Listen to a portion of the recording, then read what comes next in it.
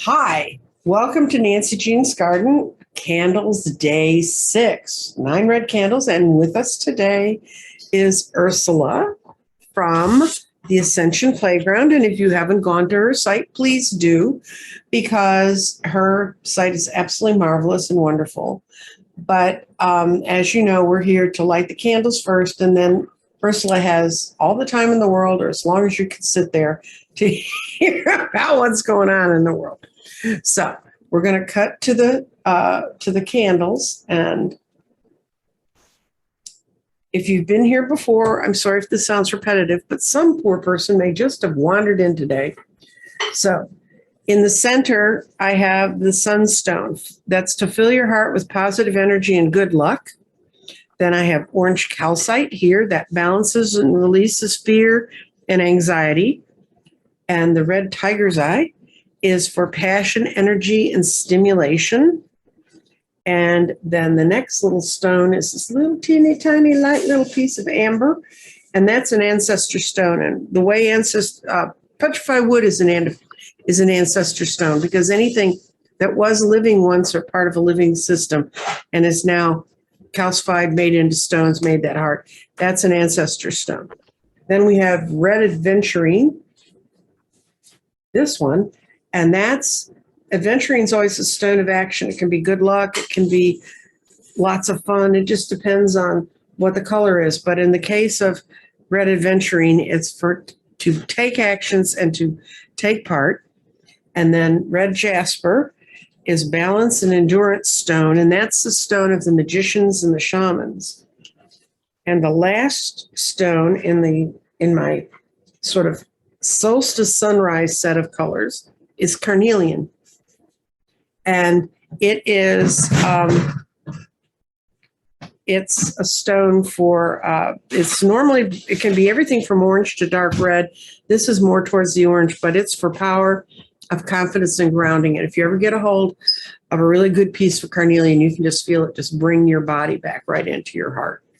So with that, what the goal of us having these 9 candles before the solstice is to focus on gratitude and letting go, because we've gone through 2 incredibly strong eclipses recently that were all about letting go. And the summer solstice is really a time to say, I'm grateful for my life that's here. And then what do I want to surrender? What do I want to let go of? Because this is a time for me to grow, just like the crops are beginning to really grow. This is a time for me to really grow. So before, I'm going to do 6 deep breaths for us to contemplate the things you're most grateful for, and maybe the thought, word, idea, person you need to let go of. So we're going to start with 1 deep breath. Pull it in. Exhale 1. Pull it in. Exhale 2.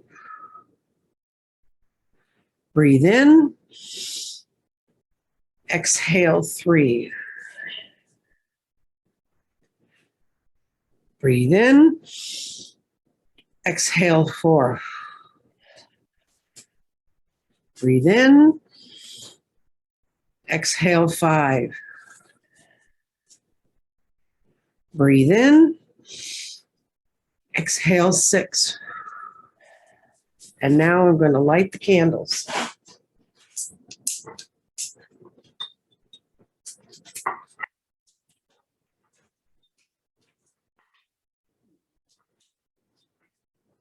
Three,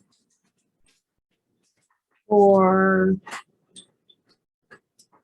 5, 6, and there are 6 candles. And with the lighting of each of these candles, we're going to think on this meditation. We are lighting these candles to acknowledge our gratitude for this day, for the growing light, and for me, it's having lovely friends that want to come and share this time with me. We also want to surrender this idea, thought, word, deed in this era of change. We are letting go of what we no longer need. And I no longer need people to have certain patterns. I thought it's always going to be that way. Well, 73, things keep changing. We welcome the coming of the new light. We will use the upgraded photonic energy to grow and expand our consciousness. May our energies be utilized to the greatest good of all. And now, go back to Ursula, who never really disappeared, but Welcome back. yeah, welcome back. So, and I hope Ursula and I were just discussing this. We both have had kind of a morning where kind of everything that could go wrong did go wrong, including my little waist-high garden that decided to pitch into the alley this morning. So it's one of those things. Oh, I thought I had that all settled. Well, it's not. So I'm letting go of expecting to walk out and find everything perfect every day.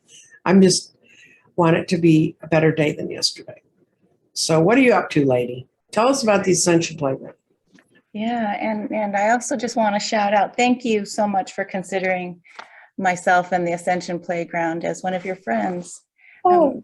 Yeah, I mean, that touches my heart. And, you know, we wouldn't have had the playground even as a concept had you and Andrea and Danny not said yes to step forward and almost create this, this vibrating, I don't know, vessel that some of us really heard and are feeling, and we're like the second or third wave, and just want to loop back and say, wow, so many good things can be born when we step into that which we love doing. So thank you. Thank you for the shout out. And, you know, red and number 6, I mean, it's kind of fun to be the number 6 candle.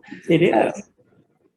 But I wanted to say, when we think about the beautiful crystals that you bring, I could look at your crystals all day long, Nancy, and the number of red stones that you've called out, I'm just going to say, wow, and how the stones connect with the stars. Just going to make that beeline, right? So the red stones, and as you know, I've been studying galactic astrology with Julia Balaz, and my goodness, we're starting to look up off the planet and out into the galaxy a little more. And on the solstice of June 21st, 2022, you may already know, but our alignment is going to be with the constellation Orion. And in the Orion constellation, there's one beautiful star that's going to be connecting with your red stones. And that is the fixed star, Betelgeuse. You remember that movie, Beetlejuice? Yeah. Beetlejuice. So there's a red star connecting with your red candles and the red stones. And I love the whole concept of from stones to stars, how there really is this incredible connection and matrix, kind of like the drawing behind me. It's like we think we're separate. A lot of times our ego tells us in the polarity of the 3-dimensional earth zone, but in truth, when we meditate, like you just brought us into with the breaths, you can kind of like, okay, open up to this matrix of more than what I think I am and how I show up. So that's just what first pops out is this idea of red. And, you know, I think I shared with you, I pulled from the secret language of color cards, the red card, and its message for us, Nancy, is free yourself from pain. I'm gonna put that one, you know, whether I am the pain giver or the pain receiver, it's like, okay, the red, the root chakra, the tribe, just gonna offer that into the beautiful candle circle. Yeah, well, when I read people and I kind of look at where their chakra blocks might be, it's usually first one's the heart, because when we get hurt badly enough, or even just to defend ourselves, we block our heart so that energy doesn't go out and get squished. And then the next chakra that people have a lot of trouble with is the throat chakra, saying what I know, being who I am, express and communicating. Then the third chakra that I find most people have blocked is the root. They're really afraid to go back to the base of who they are and to let the energy flow up from there, because the top-down energy is all kind of very spiritual, from your crown through your third eye to your throat. Then the heart's right in the middle. And if the heart's blocked, that's why people have a lot of problems, because it's not going up or down when that's going on. But then when you're coming up from the root, which people usually choose to start meditations from the top down or the bottom up, and I've done them both ways and they both work, but people's root chakra, the red, being blocked, not acknowledging it. That's anger. That's all that stuff you're talking. Nice ladies don't say those things. That's why nice ladies don't live to be old. They don't get it out. But I've actually had one person said, well, I'm just not sure I can do that because I think if that red starts rising through my system, it's going to explode like a volcano.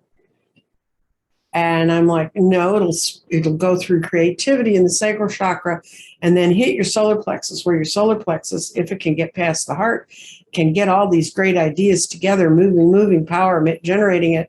Then it goes through your heart and it gets the wisdom and the softening of your heart. And then you have to express it. Wow. Well, I'm the proud owner of one of your heart chakra eggs and throat chakra eggs. Mm-hmm. And when I activated them, oh my gosh, I felt like someone had just like taken a club to my chest, and I'd forgotten that I had activated your egg. And then later I was like, oh yeah, there's some clearing that still needs to happen here. But going back to the root and the color red, my goodness, when you think about our connection to Mother Earth, forget about like ancestral DNA, tribal stuff for just a moment. Below the root chakra, we know there's like an earth star that's connecting us. And so when we continually just chop ourselves off from grounding with Mother Earth, or thinking that we're all that and putting ourselves in boxes and rubber shoes and everything, when we lose that connection, I think there's a predominance perhaps of why we have so much root chakra issues with cancer in that area of the root. Prostate cancer, or women, so it's like holding stuff so tight and in, and not allowing for that blood or that life energy. And I'm only saying that as a reminder to myself. It's like, oh my God, because sometimes I get so in here, Nancy, like I love thinking and analyzing, but it's harder to like, okay, connect with the root and allow that, like you were talking about, that Kundalini kind of energy of opening the chakras. You can't get open if your root's kind of all blocked off. So red, let's release from the pain. And I wanted to tell you a little bit more about Betelgeuse, if you don't mind. Sure. So what's coming up for me is this idea that the red stones and the red star of Betelgeuse, many people may know that the reason this star is red in Orion is because this star is close to dying. And so there's a life cycle to be honored. And I think in America, the last thing we want to talk about is death, right? But hey, what have we been talking about the last couple of years is this idea of transformation. So Betelgeuse is kind of reminding us, yes, you're beautiful, you're red, you're connecting to the candles, but there's this position of transformation that's kind of being beckoned forward. And then there's one more layer that I want to bring in astrally, and that is the planet Mars. He's the red planet. So we got a red star, Betelgeuse, and a red planet. And right now, Mars is sitting in his happy home, right? He loves where he's sitting in Aries. So he and the other two personal planets, Venus and Mercury, they're all in their home, their happy home signs. So there's something very personally happening in this solstice, about you specifically. If you tune into what is it that I really, like you're saying, release, and what do I want to dream and bring in? But we have to first get lighter and release the stuff that's not working and be honest about it. Yeah. Well, last year I did a show on 8/8 Lionsgate, which is the 8th day of August. And I was talking with another person who does what we do. And he and I were talking, and we were both talking about how time seemed to be passing much more quickly. And he thought it was because in part we were lightening our loads. So it's easier to move faster if you're spending all your time looking back and trying to justify and trying to hold on to something that's back there you don't need anymore, then it's very difficult. But if you let those packs down, drop that luggage, just move forward, you can go ahead and move much more quickly. And you're actually moving as a different person, because if you're not holding on to all of that shoulda, coulda, woulda, you're going to be able to move and move into the new people that you are. And I mentioned in the meditation about the photonic energy. That's not a joke. We actually, and we actually have moved into a new place in space. I mean, not just like you and I, but I mean, like the whole solar system. Whole galaxy. Yeah. And we are no longer protected from a lot of subatomic particles that they were speculated about, I think in the 40s or 50s. And then they thought they were coming in from outer space, but they were having so much trouble finding them. They had to create these labs inside mountains. I remember watching this in the 60s or 70s on 60 Minutes about what they go through to find these little particles. Well, now the sort of cloud that was in the universe that sort of shielded us from it, it's gone. So now all of that stuff's flooding in, and scientists always expected it would, because every 12,000 years in the rocks, in the things I deal with, in crystals and stones, they would find this marcation, this line where there's this extra input of energy, and it was 12,000 years, 24,000 years, 36,000 years, 48,000. If you know how to multiply, you can figure the rest of it out. And all those thousands of years ago, and they were wondering what's going to happen while we're in it. And we started shifting in 2017, and 2018 was another year with a big shift. By 2019, we were clearly into this, and we started getting first waves. And I do a lot of study of Earth energy and how intergalactic energy that's coming towards us. Apparently, in early 2020, we had 2 giant waves of energy that hit our planet, almost like a big sea wave, came through and just dumped a bunch of energy on it. Well, all that's photonic energy. And that's why the sun's gone nuts. If you track solar explosions, it triggers it off in everything. So it triggers it off in us. It triggers it off in our planet. Yeah. And I mean, I figure anything that can leave a mark in rocks, we're a lot softer than rocks, and they don't stay on you. They just pass through you, but that surge of energy. So we have this photonic energy, and they think it's in some cases, they're monitoring it now because they're actually thinking it's shifting some of our DNA.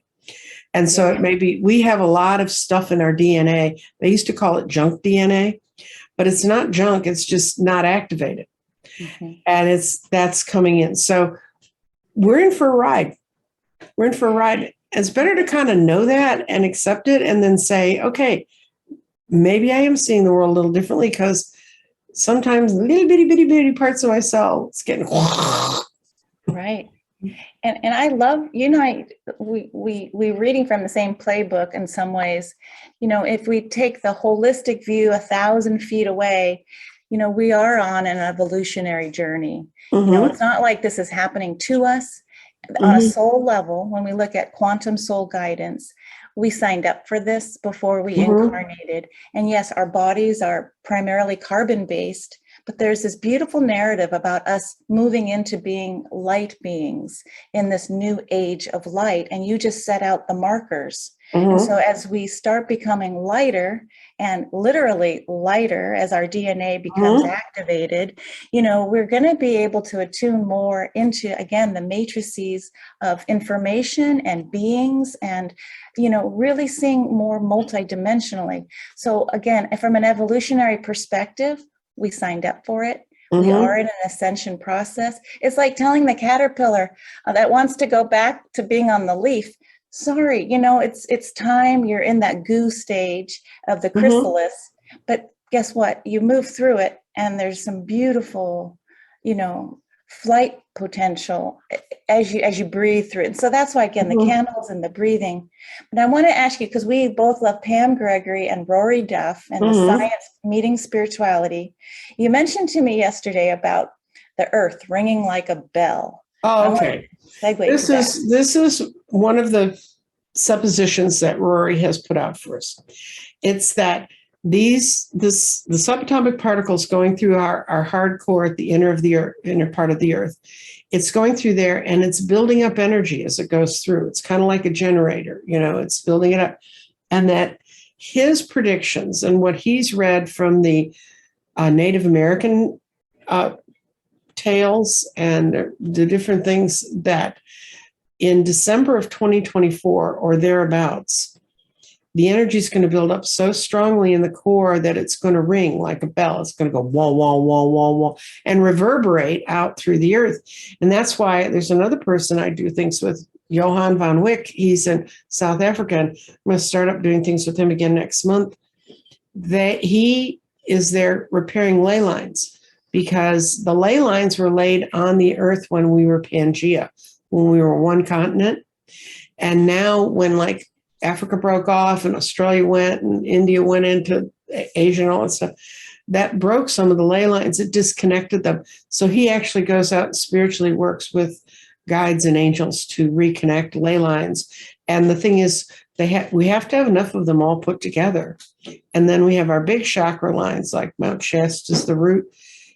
We have to have those chakras all. And I know someone who's up there working in Mount Shasta as a guardian. And they're trying to get the earth's energy so we're as strong as possible. So when that tone rings out, the earth can handle it. Yeah. And then like, as with the earth lines, we have our own human meridian lines, these invisible energy lines. So going back to the candles, you're right. It's just time to pause and open those energy lines. Because there's a beautiful narrative that I like, Nancy, and see how you like this. You know, William Henry writes about this idea of being homo luminous, moving from homo sapien, carbon-based, to homo luminous. It's this idea of the angelic. And so it's not even gender-based, right? It's not even singular-based. It's collective, and it's neither male or female, but it's asking us to kind of, as we ascend, this idea of more light.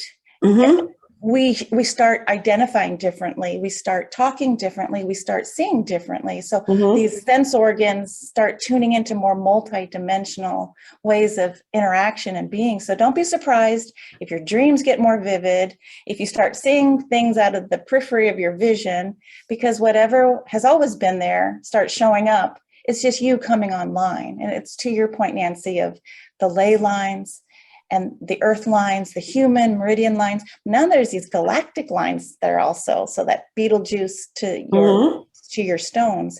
These are kind of like, this will be soon how we start talking and identifying.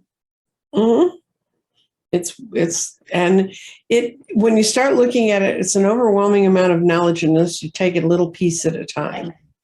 You know, well, with you, you're like the fire hose of like, you know, I just like to sit around and hear where you're going to go next, because you sure do have a font of study, and it's science and spirituality, and it's real life. You know? Well, my second husband was a physicist, and when we started dating, people were like, you're a hard-based scientist. He has the pioneer patent with another guy on the epoxy that allowed microchips to go into space. I mean, he wasn't just a run-of-the-mill, I'm a physicist. He did stuff. And people were like, you can't hang around with her. You know, she reads cards. And he said, before we understood electricity, lightning was sent by the gods, Thor or Jupiter or whatever they choose to call it. It came from the skies. We had no control over it. And he said, the second we understood electricity, we didn't need Thor. We didn't need Jupiter. We didn't need a lot of other supernatural. It was part of our natural world. He said, we just don't know the mechanism she uses. But he said, I've watched her, and something changes around her, and something changes around the people she's working with. And he said, not in a bad way. And he said, and so I met him when he was just turning 50. And he spent until he was 70. He died when he was 72, trying to figure out where it was. And he kept saying, it's in quantum mechanics. It's in quantum physics. You're going to find it. And of course, he mentioned the bad word for me, physics, the one course I dropped because I knew I was going to fail it. I don't do that kind of physics. I don't care I'm not going to build a bridge, so I don't care if the pylons will support the stupid truck that's on the bridge, really. I mean, it's just nothing I could project my mind to do. But he made me sit through enough PBS specials on the developments around quantum physics that I can follow the guys that are now bringing it into our world and are connecting the two. And I was just always lucky. The universe made sure I had at least the vocabulary. As long as you can sort of know the words. It's probably the only language I know is English. It's because I have too many of those words. But Wow. But anyway, I appreciate that you're bringing in the idea of the color red, and red is an empowering color. I've talked to a couple of other people, and they said we're doing red this time because that's the Chinese ceremony was originally to create money. People would light the candles for 9 days in a row, wanting a specific. It's like a manifestation intention, and then I started expanding it. It works for other stuff, and for us, it's working for understanding gratitude and pulling more of what you're grateful for today, you will find more of tomorrow. That's how it works. And letting go of the things we don't need, because now's a powerful time to do it, and generating a little energy off the candles to do that. Wow. Well, I love how you're so earth-based, and there's one more galactic message that wants to come in if you don't mind. No, Back to Beetle. The Europeans say Betelgeuse. But Mm-hmm. we always go with the movie Beetlejuice. Mm-hmm. There is something called the Galactic Federation of Worlds. This Mm-hmm. is support. If people say, oh, call in your team or call in the council.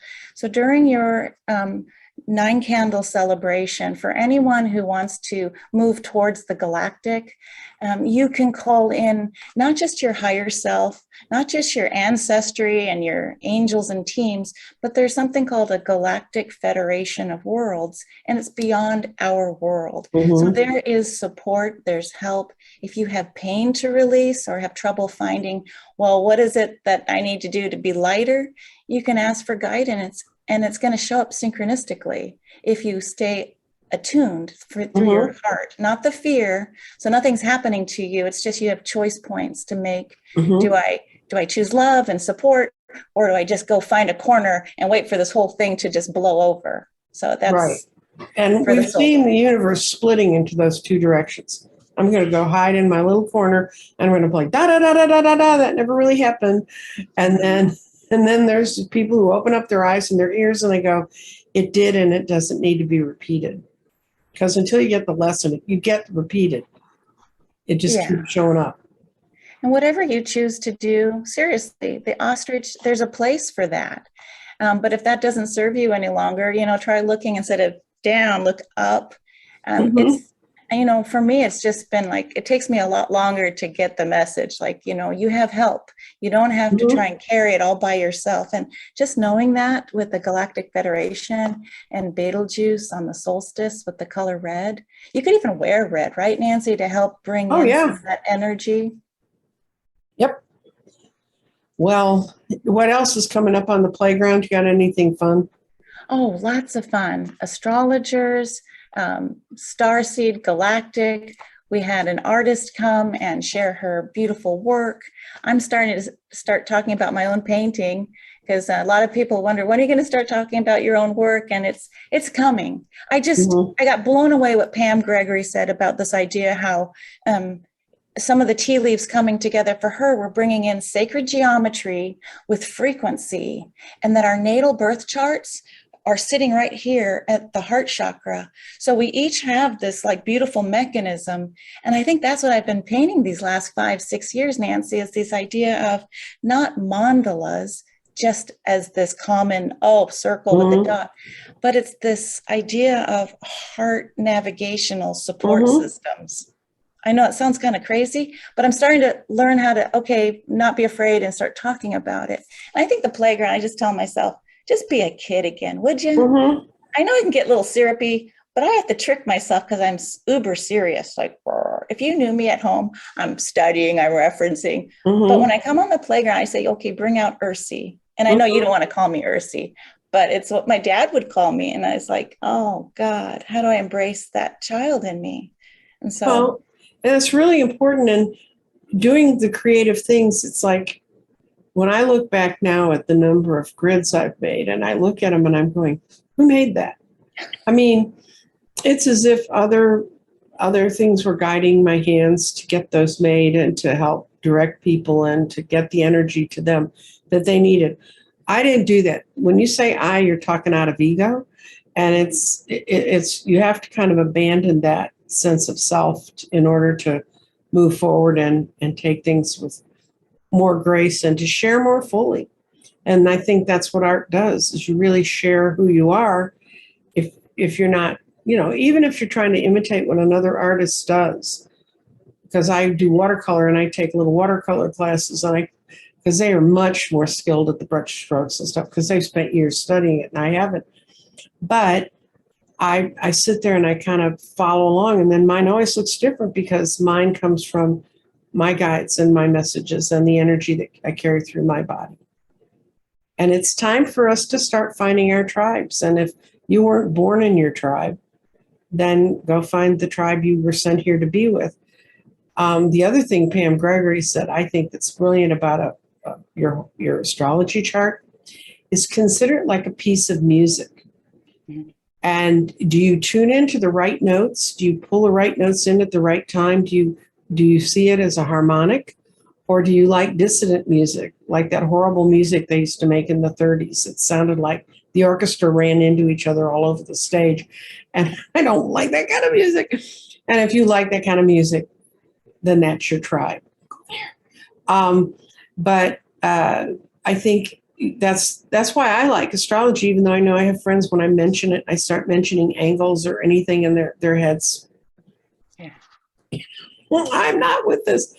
But there's just a lot of signs and symbols and a lot of ability that we have in our lives to connect.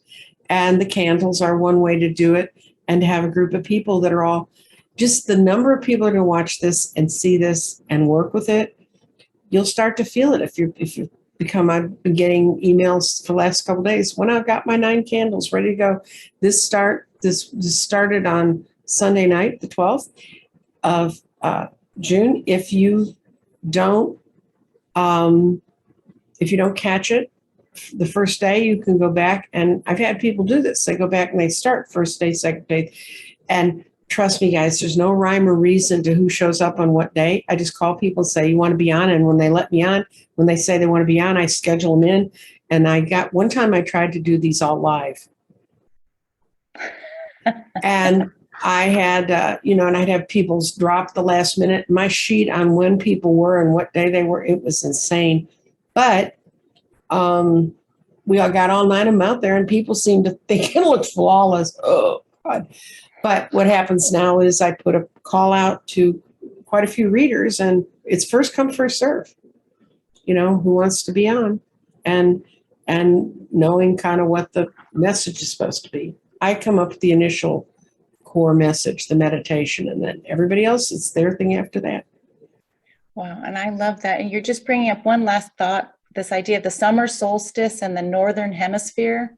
Mm-hmm. The equal and opposite is the winter solstice in the southern hemisphere. Mm-hmm. For those who don't know the word solstice in Latin, which I know you studied, sol is sun and sistere is to stand still. So on June 21st, 2022 in the north, we can just have this beautiful narrative. When the sun stands still, have you started building the light? And so these 9 candles, it's increasing the light, and it's an outward metaphor for what you can do inwardly. And I'm telling myself that it's like, Ursula, continue to just let go, be aware. Oh, do I really need to carry that repetitive thought every day? The irritation thought, like, oh, this again. Or so I'm just trying to stay uber aware, and instead just work on building the light as we move towards the longest day of the year, the June solstice. Yep. And with that, I think we're going to go back to the candles and get rid of the light for a little bit, put them to bed. Now, I do this. I used to never do this, but I do this now because there were people who would leave their candles burning, and then by the 9th day, they had 2 candles. So we're not shutting down the light. We're just acknowledging a time of rest. Yeah, because in quantum, they're still lit, right, Nancy? We'll just say in an alternate universe, the candles are still burning. On the 9th day, I will leave them burning, because this time I've got them on a pizza stone. I promise I won't set my desk on fire like I did last time. But I'll leave them burning until they're all burned down, because by that time, all the energy we've built up in these candles, As long as the flame's shooting up, the energy's entering the world. It's so beautiful. So with that, I say goodbye. Bye, Ursula. Bye, Nancy. Thank you so much. Happy solstice. Happy solstice to everyone else.